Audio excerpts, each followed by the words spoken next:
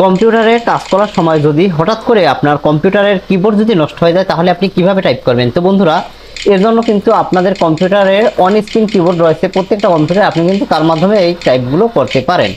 তো আপনি কিভাবে আপনার কম্পিউটারে অন স্ক্রিন কিবোর্ডটি আনবেন এবং এই কিবোর্ডের মাধ্যমে টাইপ করবেন তা নিয়ে আজকের ভিডিওটি। তো বন্ধুরা, ভিডিওটি ভালো লাগলে অবশ্যই কিন্তু চ্যানেলটি সাবস্ক্রাইব করে পাশে থাকবেন এবং নিত্য নতুন সকল প্রকার আইটি রিলেটেড ভিডিও পেতে পাশে থাকা বেল আইকনটি প্রেস করে রাখবেন। তো বন্ধুরা, যাদের কিবোর্ডের লাইন পাচ্ছে না অথবা কিবোর্ডটি হঠাৎ করে আপনার নষ্ট হয়ে গেছে, তারা কিভাবে অন স্ক্রিন কিবোর্ড আনবেন, এর জন্য আপনি উইন্ডোজ প্লাস আর বাটন একসাথে প্রেস করবেন।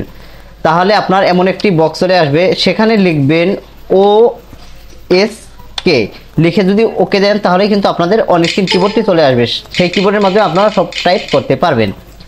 যাদের on screen keyboard Windows plus R button press করার পরেও আসবে না, তারা কিন্তু অন্যভাবেও এটি আনতে পারবেন। এর জন্য আপনি উইন্ডোজ অপশনে যাবেন, উইন্ডোজ অপশন থেকে অল প্রোগ্রাম থেকে আপনাকে একটু নিচে যাওয়ার পরে দেখবেন একটি অপশন রয়েছে অ্যাক্সেসরিজ, এখানে আপনি ক্লিক করবেন এবং এরপরে দেখবেন ইজ অফ অ্যাক্সেস নামের একটি অপশন রয়েছে, সেটা ক্লিক করবেন। এরপরে নিচে দেখবেন একটি অপশন রয়েছে অন স্ক্রিন কিবোর্ড, সফটওয়্যারটি আপনি ওকে করে দিবেন। তাহলেই কিন্তু অন স্ক্রিন কিবোর্ড আপনার কম্পিউটারের ডিসপ্লেতে চলে আসবে এবং এখান থেকে আপনি কিন্তু সকল টাইপ করতে পারবেন। তো বন্ধুরা, ভিডিওটি ভালো লাগলে কিন্তু অবশ্যই চ্যানেলটি সাবস্ক্রাইব করে পাশে থাকতে হবে এবং নিত্য নতুন সকল প্রকার আইটি রিলেটেড ভিডিও পেতে পাশে থাকা বেল আইকনটি প্রেস করে রাখবেন। তো বন্ধুরা, সকলে ভালো থাকবেন, সুস্থ থাকবেন, আমাদের জন্য দোয়া করবেন এই কামনা নিয়ে আজকের ভিডিও এখানে শেষ করছি। আল্লাহ হাফেজ।